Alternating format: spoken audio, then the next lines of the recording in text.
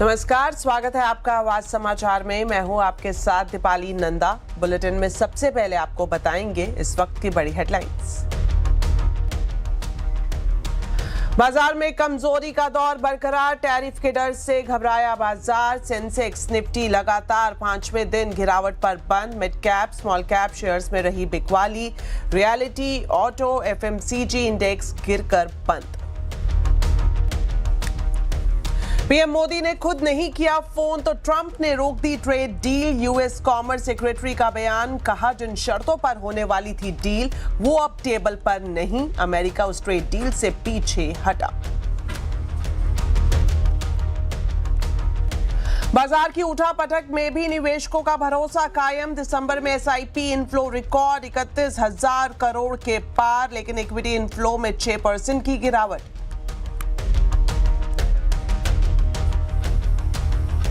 EPF members के लिए बड़ी खबर, अप्रैल से पीएफ खाता धारक एटीएम और भीम यूपीआई के जरिए निकाल पाएंगे पीएफ का पैसा। एटीएम से पैसा निकालने के लिए मिलेगा special PF withdrawal card. Mumbai का मेयर महायुति का बनेगा, मुंबई का मेयर हिंदू बनेगा और मुंबई का मेयर मराठी बनेगा। मुंबई चाहती है हिंदू मेयर। न्यूज 18 इंडिया के साथ एक्सक्लूसिव इंटरव्यू में बोले महाराष्ट्र के सीएम देवेंद्र फडणवीस, कहा मराठी प्राइड के लिए लड़ूंगा लेकिन किसी को पीट कर नहीं हो सकता मराठी का विकास। कोलकाता में आईपैक चीफ के दफ्तर पर छापेमारी के मामले में सियासी उठापटक जारी। रेड के विरोध में दिल्ली में गृह मंत्री अमित शाह के दफ्तर के सामने टीएमसी सांसदों का प्रदर्शन। जमीन के बदले नौकरी मामले में लालू यादव को बड़ा झटका। लालू और उनके परिवार समेत 40 से ज्यादा लोगों पर आरोप तय। कोर्ट ने 52 लोगों को किया बरी। ईरान में उग्र प्रदर्शन और आगजनी में 45 लोगों की मौत। 2000 से ज्यादा प्रदर्शनकारी हिरासत में लिए गए। इंटरनेट बंद। फॉक्स न्यूज को दिए गए इंटरव्यू में ट्रंप का दावा, कहा टूटने की कगार पर है ईरान। अगर प्रदर्शनकारियों पर गोलियां चलाई तो अमेरिका सख्ती से देगा जवाब।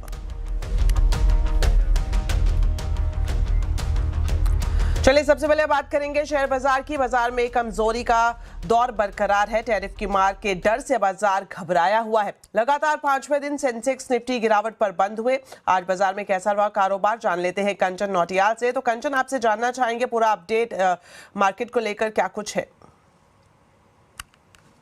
तो हफ्ते का आखिरी कारोबारी दिन, डेफिनेटली जियोपॉलिटिकल टेंशन का असर आज हमें बाजार में एक आता हुआ दिखाई दिया है। काफी भारी गिरावट हमें मेजरली ब्रॉडर मार्केट्स में देखने को मिली है। सेक्टर स्पेसिफिक बात भी करी जाए तो वहां पे भी जो दबाव है वो कायम दिखाई दिया है। निफ्टी में करीबन 0.5% से ज्यादा की कमजोरी देखने को मिली है। Mid cap, small cap, bank Nifty, यहाँ पे भारी गिरावट का सामना करना पड़ा। और स्मॉल कैप तो देखिए 3% तक हमें आज के सत्र में लुढ़कता हुआ नजर आया है। सेक्टर स्पेसिफिक भी बात करी जाए तो मेजॉरिटी ऑफ इंडाइसेस ऐसे थे सेक्टर स्पेसिफिक जो आज लाल निशान के साथ बंद हुए हैं। लेकिन अब आपको बताते हैं कि ऐसे कौन से स्टॉक्स हैं जहां पे हमें खबरों का दम देखने को मिला है, चाहे वो नेगेटिव हो चाहे वो पॉजिटिव हो। तो पहले नेगेटिव की बात करते हैं। जो आईएक्स की आज वो मीटिंग थी, जो कोर्ट में केस था, उसके लिए बोला गया है कि जो जुलाई में ऑर्डर दिया गया था अभी उसको ही कंटिन्यू रखा जाएगा। बाकी की जो तारीख है वो आगे दिखाई देगी। उसके बाद ही ये हमें करीबन 8% की गिरावट देखने को मिली है। जो बात हो रही थी कि जो चाइनीज पावर कंपनी है उनको भी अब हिस्सा लेने दिया जाएगा पावर प्रोजेक्ट्स में इंडिया के, उसके बाद पावर कंपनीज में एक प्रेशर जो है वो बाउंड अप होता हुआ दिखाई दिया है। इसके अलावा अगर बाकी के शेयर्स देखें तो देखिए ऑटो में आज भारी गिरावट देखने को मिली है। बजाज ऑटो करीबन 2% की गिरावट के साथ बंद हुआ है। Mahindra and Mahindra, hero MotoCorp, Tata Motors passenger vehicle में भी एक प्रेशर आता हुआ दिखाई दिया है। देखिए यहाँ पे कोई मेजर खबर नहीं थी जिसका हमें रिएक्शन देखने को मिला है, लेकिन यहाँ पे काफी ज्यादा जो सेलिंग प्रेशर है वो आता हुआ दिखाई दिया है ड्यू टू देयर टेक्निकल इस टाइम पे जो सेटअप बना हुआ है। यही सेक्टर नहीं बल्कि अगर रियलिटी सेक्टर भी देखा जाए तो यहाँ पे जो कमजोरी थी वो काफी ज्यादा दिखाई दी है। गोदरेज प्रॉपर्टीज तो देखिए 5% तक गिर गया है आज के सत्र में। अनंतराज वही 3.5%। डीएलएफ लोधा डेवलपर्स की भी बात करी जाए तो 2.25 से 3% की कमजोरी यहाँ पे भी देखने को मिली है। लेकिन काफी मेजर सेल ऑफ आज के सत्र में आता हुआ दिखाई दिया है। जियोपॉलिटिकल टेंशन जिस तरीके से हावी हो रही है, बाजार जो है वो सस्टेन होने का किसी भी लेवल पे नाम नहीं ले रहा। जी शुक्रिया कंचन इस पूरे मार्केट अपडेट के लिए। साथ ही आज एक ऐसी खबर आई जिसने बाजार में अनिश्चितता को और भी गहरा दिया। यह था अमेरिका के कॉमर्स सेक्रेटरी हॉवर्ड लुटनिंग का बयान। उन्होंने दावा किया कि जिन शर्तों पर भारत और अमेरिका की ट्रेड डील होने वाली थी अब वो टेबल पर है ही नहीं। लुटनिंग ने यह भी कहा कि पीएम मोदी ने प्रेसिडेंट ट्रंप को फोन नहीं किया, इसलिए उन्होंने डील रोक दी। Let's be clear. It's his deal. Yeah. Okay? He's the closer. He does the deal. So I said, you got to have Modi. It's all set up. You have to have Modi call the president. And they were uncomfortable doing it. So Modi didn't call. Wow. So that Friday left. The middle of the next week, we did Indonesia, the Philippines, right? Vietnam. We announced a whole bunch of deals. Malaysia in that period. So we did these whole bunch of deals. So that's like, that staircase. and they were and because we negotiated them and assumed India was going to be done before them, I had negotiated them at a higher rate. So now the problem is the deals came out at a higher rate. Right. And then India calls back and says, oh, okay, we're ready. I said, ready for what? You know, it was like 3 weeks later. I go, are you ready for the train that left the station 3 weeks ago? So what happened is they just, you know, sometimes there's that seesaw and people are on just the wrong side of the seesaw. वहीं बाजार की उठापटक के बावजूद दिसंबर में निवेशकों का equity निवेश में धैर्य कम नहीं हुआ। एक तरफ जहां पहली बार एसआईपी का आंकड़ा 31,000 करोड़ के पार निकला, तो वहीं दूसरी तरफ इक्विटी इनफ्लो घटा है। पूरी डिटेल्स बता रहे हैं यतिन मोहता। जी, दिसंबर महीने के आपको म्यूचुअल फंड आंकड़े आते हुए नजर पड़ रहे हैं और जिस तरीके से बाजार में पिछले कई महीनों से वॉलेटिलिटी है, उसके बावजूद निवेशकों ने अपना धैर्य नहीं खोया। इनफैक्ट जो एसआईपी का आंकड़ा है दिसंबर का महीने का, वो 31,000 करोड़ के पार आपको जाता हुआ नजर पड़ रहा है, जो कि एक मंथ ऑन मंथ 5% का इजाफा आप देख रहे हैं। इसके अलावा अगर हम एसआईपी इनफ्लोज की बात करें नेट बेसिस पे, तो यहाँ अच्छी खासी वृद्धि है और ब्रॉडली अगर हम देखें तो ये स्टेबल है नंबर 28,000 करोड़ पे। साल दर साल बेसिस पे मोमेंटम है, लेकिन मंथ ऑन मंथ बेसिस पे नंबर स्टेबल कहेंगे जो आपको दिखाई पड़ रहे हैं स्क्रीन पे। इसके अलावा अगर हम इक्विटी इनफ्लो के बाद एयूएम की बात करें तो यहाँ एक मामूली गिरावट देखने को मिल रही है बाजार के हिसाब से, और अभी भी जो एयूएम आंकड़ा है म्यूचुअल फंड्स का वो 80 लाख करोड़ के ऊपर ही है। लार्ज कैप में इनफ्लोज जो है आपको थोड़े बहुत कम होते हुए नजर पड़ रहे हैं। 4% की यहाँ मंथ ऑन मंथ गिरावट है। और अगर हम स्मॉल कैप, मिड कैप और गोल्ड ईटीएफ की बात करें तो यहाँ भी मिक्स्ड रुझान आपको देखने को मिल रहा है। गोल्ड में जिस तरीके से आपको इनफ्लो देखने को मिल रहा है उस तर्ज पे मिड कैप और स्मॉल कैप में नहीं देखने को मिल रहा है। इनफैक्ट गोल्ड ईटीएफ के इनफ्लोज 11,000 करोड़ 600 के पार चले गए हैं। तो यहाँ गोल्ड और सिल्वर में लोगों का इंटरेस्ट अभी भी बना हुआ है। आपको बार चार्ट के माध्यम से समझाते हैं किस तरीके से लोग निवेश कर रहे हैं भारतीय बाजारों में, और ये 31,000 करोड़ का आपको बार दिखाई पड़ रहा है। और एमफी का डेटा ये बताता है कि एसआईपी अभी भी काफी स्थिर है, बाजार में लोग अभी भी एसआईपी कर रहे हैं। और इसके बाद अगर हम बात करें इक्विटी इनफ्लोज की और लार्ज कैप फंड्स की, तो यहाँ भी आंकड़ा स्टेबल है, कोई खराब आंकड़ा नहीं है, लेकिन हाँ अभी भी जो है 28-30,000 करोड़ के बीच ही आपको इक्विटी इनफ्लोज देखने को मिल रहे हैं। और लार्ज कैप में अगर हम देखें तो इनफ्लोज, क्योंकि एनएफओ की कमी थी दिसंबर के महीने में, फिर भी एक 1,500 करोड़ का नेट इनफ्लो आपको आता हुआ नजर पड़ रहा है। तो आज बाजार को एक बार फिर से टैरिफ का डर सताने लगा है। आवाज अड्डा में भी हम इसी पर ही खास चर्चा कर रहे हैं। बाजार फिर से टैरिफ का डर, जरूर देखिए शाम 7:57 पर।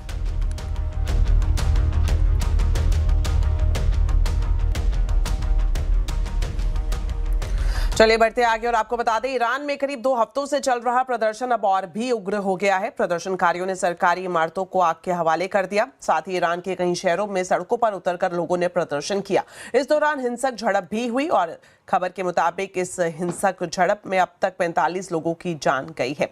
वहीं 2000 से ज्यादा प्रदर्शनकारियों को हिरासत में लिया गया है। प्रदर्शन को देखते हुए सरकार ने इंटरनेट और टेलीफोन लाइंस को बंद कर दिया है। ईरान में खामेनेई के खिलाफ चल रहे विरोध प्रदर्शन के बीच अमेरिकी राष्ट्रपति डोनाल्ड ट्रंप ने बड़ा दावा किया है। फॉक्स न्यूज को दिए इंटरव्यू में ट्रंप ने दावा किया कि ईरान इस वक्त टूटने के कगार पर है और खामेनेई किसी सुरक्षित जगह भागने का रास्ता तलाश रहे हैं। ट्रंप ने यह भी कहा कि अगर प्रदर्शनकारियों पर गोलियां चलाई जाती है तो अमेरिका बहुत ही सख्ती से उसका जवाब देगा। In the past, they've started shooting the hell out of people, and all of a sudden people without any weapons whatsoever are standing there and you have machine guns gunning them down, or they take them to prisons and then hang them and kill them. So they played rough, and I said if they do that, we're going to hit them very hard. so far, for the most part, there's been some of it, but for the most part, they haven't. There have been people killed. Some of them, the crowds are so big that some of them have had really were stomped on. Literally, it was terrible. The crowds are just they're massive. The enthusiasm to overturn that regime is incredible. अब बात budget की।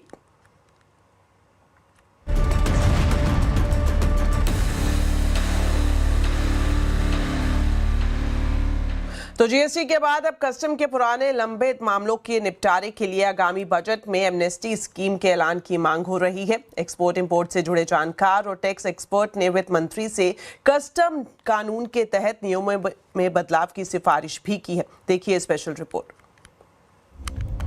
Excise और service tax के पुराने और लंबित मामलों को सुलझाने के लिए जिस तरह से सरकार सबका विश्वास स्कीम लेकर आई थी, उसी की तर्ज पर अब कस्टम के पुराने मामलों के निपटारे के लिए बजट में एमनेस्टी स्कीम लाने की मांग तेज हो गई है। कस्टम के इस वक्त 70,000 से ज्यादा मामले अलग अलग कोर्ट में पेंडिंग है। कस्टम्स में अभी 70,000 से ज्यादा लिटिगेशंस पुरानी पेंडिंग है। जैसे भारत सरकार ने एक्साइज और सर्विस टैक्स में पुराने विवादों को हटाने के लिए सबका विश्वास स्कीम का अनाउंसमेंट किया था जीएसटी आने के बाद। कस्टम्स में भी एक ऐसी स्कीम की बहुत जरूरत है जिससे जितने भी व्यापारी है, जितनी भी मल्टीनेशनल कंपनीज है, अगर वो अपने ऐतिहासिक विवादों को निपटारा करना चाहती है और आगे की तरफ देखना चाहती है तो उनके लिए एक बहुत अच्छा मौका साबित होगा। बजट को लेकर वित्त मंत्री से एमनेस्टी स्कीम के अलावा ऑथराइज्ड इकोनॉमिक ऑपरेटर्स यानी AEO स्कीम के तहत time bound certification, deemed certification, notice के जवाब और विवादित मामलों की सुनवाई की प्रक्रिया ऑनलाइन करने की भी मांग की गई है। इसके अलावा कस्टम की जांच एजेंसियों, खासतौर से DRI के लिए क्लियर कट गाइडलाइंस या स्टैंडर्ड ऑपरेटिंग प्रोसीजर लागू करने और लंबी कानूनी प्रक्रिया की जगह स्पॉट एडजुडिकेशन की भी मांग रखी गई है। कस्टम एक्ट में 2 मेजर रिफॉर्म्स सजेशन के तौर पे लेना चाहिए। 112 में से एनी परसेंट वर्ड में से कस्टम ब्रोकर्स को निकाल देना चाहिए और रिकवरी की परसेंटेज है वो देख के ये पूरी जो एडजुडिकेशन की प्रोसीजर है उसमें जो है एक बड़ा बदलाव लाने की बहुत बड़ी आवश्यकता है। गौरतलब है कि पिछले महीने वित्त मंत्री निर्मला सीतारमण ने भी कहा था कि जीएसटी के बाद अब कस्टम एक्ट को सरल बनाना सरकार का अगला एजेंडा है। इसके तहत कस्टम ड्यूटी की दरों का रैशनलाइजेशन और इन्वर्टेड ड्यूटी स्ट्रक्चर को ठीक करना शामिल है ताकि कस्टम एक्ट को देश की औद्योगिक और व्यापारिक प्राथमिकताओं के मुताबिक ढाला जा सके। आलोक प्रियदर्शी, दिल्ली। और अब आपको बताते हैं ईपीएफ सब्सक्राइबर के लिए बड़ी खबर। अप्रैल से ईपीएफओ सब्सक्राइबर एटीएम और भीम यूपीआई के जरिए अपना प्रोविडेंट फंड का पैसा निकाल सकेंगे। सूत्रों से मिल रही एक्सक्लूसिव जानकारी के मुताबिक ईपीएफओ अप्रैल से ये दोनों सुविधाएं शुरू कर सकता है। एटीएम से पीएफ का पैसा निकालने के लिए एक स्पेशल पीएफ विड्रॉल कार्ड मिलेगा। ये कार्ड बैंक एटीएम कार्ड की तरह ही काम करेगा। वहीं भीम यूपीआई के लिए ईपीएफओ ने एनपीसीआई के साथ करार किया है। भीम यूपीआई ऐप पर हेल्थ एजुकेशन के लिए जरूरी एडवांस क्लेम भी पहले ही जमा कराया जा पाएगा। वेरिफिकेशन के बाद पैसा ट्रांसफर हो जाएगा। और साथ ही ये भी जानकारी मिल रही है कि शुरुआत में एटीएम से और भीम यूपीआई पर ट्रांजैक्शन पर लिमिट लागू की जा सकती है। आईआईटी के कैंपस प्लेसमेंट के पहले चरण में पिछले साल के मुकाबले बड़ा सुधार देखने को मिल रहा है। कंपनियां इस साल प्लेसमेंट को लेकर पॉजिटिव हैं। टेक्नोलॉजी, डेटा और आर्टिफिशियल इंटेलिजेंस से जुड़ी नौकरियों की मांग में तेजी से बढ़ोतरी देखने को मिली है। देखिए रिपोर्ट। बड़ी बड़ी कंपनियां प्लेसमेंट के लिए एक बार फिर आईआईटी कैंपस का रुख करने लगी हैं। आईआईटी के कैंपस प्लेसमेंट के पहले चरण में पिछले साल के मुकाबले बड़ा सुधार देखा जा रहा है। आईआईटी बीएचयू में पिछले साल के मुकाबले 7% ज्यादा नौकरियों के ऑफर आए हैं, जबकि एवरेज सैलरी ऑफर में 20% की बढ़ोतरी देखी गई है। पिछले साल 1029 प्लेसमेंट ऑफर आए थे, लेकिन इस साल 1100 ऑफर देखने को मिले हैं, जबकि आईआईटी कानपुर में नौकरियों के ऑफर में 4% और आईआईटी रुड़की में करीब 5.5% की बढ़ोतरी देखने को मिली है। फ्लोकास्ट, ग्लीन, बीएनपी परिबा और नेटवेस्ट ग्रुप ने नौकरी देने में रुचि दिखाई है। इस बार डेटा टेक्नोलॉजी, बैंकिंग, फिनटेक और प्रोडक्ट से जुड़े रोल के लिए नौकरियों के ऑफर आ रहे हैं। वैसे तो साल 2026 नौकरियों के मामले में एक मिक्स सिग्नल दे रहा है, लेकिन इस साल एक नई कैटेगरी जॉब के मामले में सबसे तेजी से उभरेगी। इसे ब्लू कॉलर टेक्नोलॉजी वर्कर कहा जाएगा। इसके अंदर artificial intelligence, business intelligence, cloud computing से लेकर के मशीन लर्निंग तक की नौकरियों की भरमार लोगों के पास रहेगी। इस साल 15 नई कंपनियों ने आईआईटी कानपुर में रुचि दिखाई है। Accenture solutions, BlackRock, Deutsche bank, Genpact, ICICI bank, Meesho और स्क्वायर पॉइंट कैपिटल जैसी कंपनियां कैंपस में प्लेसमेंट ऑफर दे रही हैं। Software development, machine learning, data और बिजनेस एनालिस्ट से जुड़े रोल के लिए मांग बढ़ रही है। उम्मीद है ये साल आईआईटी के छात्रों के लिए बम्पर नौकरियों वाला होगा। असीम मनचंदा, दिल्ली। अब खबर प्रधानमंत्री नरेंद्र मोदी के गुजरात दौरे की। प्रधानमंत्री नरेंद्र मोदी कल से 3 दिन के गुजरात दौरे पर हैं। उनके इस महत्वपूर्ण दौरे में क्या कुछ खास होगा, पूरी डिटेल्स बता रहे हैं संवाददाता केतन जोशी। इसी रिवर फ्रंट पर प्रधानमंत्री नरेंद्र मोदी जर्मन के चांसलर के साथ काइट फेस्टिवल का उद्घाटन करेंगे 12 तारीख सुबह 8 बजे। लेकिन इससे पहले वो कल सोमनाथ में आएंगे, सोमनाथ के दर्शन करके रात्रि विश्राम करेंगे। दूसरे दिन जलाभिषेक करके वो सोमनाथ स्वाभिमान यात्रा में शामिल होंगे, जिसमें 108 अश्व है वो उनका नेतृत्व करेंगे। और जो इतिहास रहा है सोमनाथ को, उसको चरितार्थ करने के लिए एक बहुत बड़ी रैली के साथ एक सभा भी होगी। वहां से वो 11 तारीख को दोपहर 3 बजे राजकोट में रहेंगे, जहां वाइब्रेंट गुजरात रीजनल कॉन्फ्रेंस का उद्घाटन करेंगे। और उसी शाम अहमदाबाद आकर साबरमती रिवर फ्रंट पर चल रहे फ्लावर शो को भी देखने आएंगे। रात्रि विश्राम गांधीनगर में करेंगे और बाद में 12 तारीख को इसी रिवर फ्रंट पर काइट फेस्टिवल का उद्घाटन करने के साथ साथ गांधी आश्रम में भी वो मुलाकात करेंगे, जहां पर रीडेवलपमेंट का काम जारी है। इसके बाद अहमदाबाद ओल्ड हाई कोर्ट से बैठकर महात्मा मंदिर तक वो जाएंगे और मेट्रो का जो एक अगला फेज है उसका उद्घाटन भी करने वाले हैं। साथ ही साथ गांधीनगर में जर्मन चांसलर के साथ उनकी एक महत्व की बैठक भी होगी। और इस तरह से उनका 3 दिन का प्रोग्राम रहने वाला है, जिस पर सबकी निगाहें रहेगी। केतन जोशी, अहमदाबाद। उत्तर प्रदेश के लखनऊ में अशोक लेलैंड ने अपने इलेक्ट्रिक व्हीकल्स के लिए खास फैक्ट्री का निर्माण किया है। मुख्यमंत्री योगी आदित्यनाथ ने आज इस फैक्ट्री का उद्घाटन किया, जहां ईवी बस और ट्रक बनेंगे। ये प्लांट 70 एकड़ में फैला हुआ है और इसमें सालाना 2500 ईवीज बनाई जाएंगी।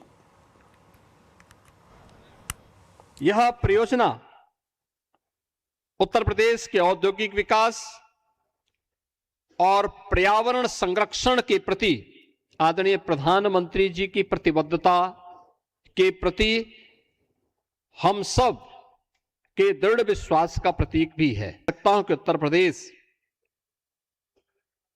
अब अनलिमिटेड पोटेंशियल का नहीं, बल्कि उस पोटेंशियल को रिजल्ट में बदलने वाला, यानी संभावनाओं को परिणाम में बदलने वाला प्रदेश बन चुका है। तो करीब 70 एकड़ में फैला ये प्लांट कई मायनों में अनोखा है। क्या कुछ इसकी खासियत है, बता रहे हैं रोहन सिंह। उत्तर प्रदेश में अशोक लेलैंड का ये पहला प्लांट है, ग्रीनफील्ड प्लांट है और इसे पूरी तरह से स्क्रैच से बनाया गया है। करीब 70 एकड़ जमीन में फैला हुआ है ये प्लांट, जिससे जमीन को उत्तर प्रदेश सरकार ने करीब 75% सब्सिडी के साथ दिया है। और इसकी खासियत ये है कि ये पूरी तरह से इलेक्ट्रिक व्हीकल्स को डेडिकेटेड है, यानी कि यहाँ पे सिर्फ इलेक्ट्रिक व्हीकल्स ही बनेंगे, इलेक्ट्रिक बसेज, इलेक्ट्रिक ट्रक्स और साथ ही जो बाकी कमर्शियल व्हीकल्स हैं इलेक्ट्रिक के, वो यहाँ पे बनाए जाएंगे। एक और जो चीज़ इसे खास बनाती है, अलग बनाती है, कि आमतौर पे जब किसी भी बस की फैक्ट्री में बस की जो चैसी होती है और जो बॉडी होती है वो अलग अलग बनते हैं, लेकिन यहाँ पे एक इंटीग्रेटेड फैसिलिटी बनाई गई है, यानी कि यहाँ पे बस की जो चैसी है वो भी यही बन रही है, बॉडी भी यही बन रही है। और साथ ही जो दूसरी चीज़ इसे खास बनाती है वो ये है कि ये पूरी तरह से ग्रीन है। यहाँ ऊपर सोलर पैनल्स लगाए गए हैं और यहाँ जितनी भी ज़रूरत इसे इलेक्ट्रिक की होती है वो यहीं से पूरा करती है, कहीं बाहर से ग्रिड से इलेक्ट्रिसिटी लेने की ज़रूरत नहीं है। साथ ही ये पूरी तरह से ग्रीन है, यानी जो वाटर डिस्चार्ज है वो जितना भी यूज़ यहाँ पे होता है वो पूरी तरह से यहाँ पे उसे डिस्चार्ज कर दिया जाता है, वहाँ से प्योरीफाई कर दिया जाता है। तो कई चीज़ें इसे खास बनाती है और जो अशोक लेलैंड का जो इलेक्ट्रिक मोबिलिटी का विंग है उसमें ये काफ़ी ज़्यादा सपोर्ट करने वाली है। शुरुआत में जो इसकी कैपेसिटी है करीब 2500 यूनिट्स की होगी, जिसे बाद में बढ़ाकर 5000 यूनिट्स किया जाएगा। जो शुरुआती निवेश किया गया है वो 1500 करोड़ का किया गया है, लेकिन अशोक लेलैंड आने वाले समय में इसमें और भी निवेश कर सकती है। रोहन सिंह, लखनऊ। तो चलिए इसी के साथ फिलहाल इस बुलेटिन में इतना ही। आप खबरों पर अपडेट रहें, CNBC आवाज से जुड़े रहें हमारे सोशल मीडिया हैंडल्स के जरिए। नमस्कार।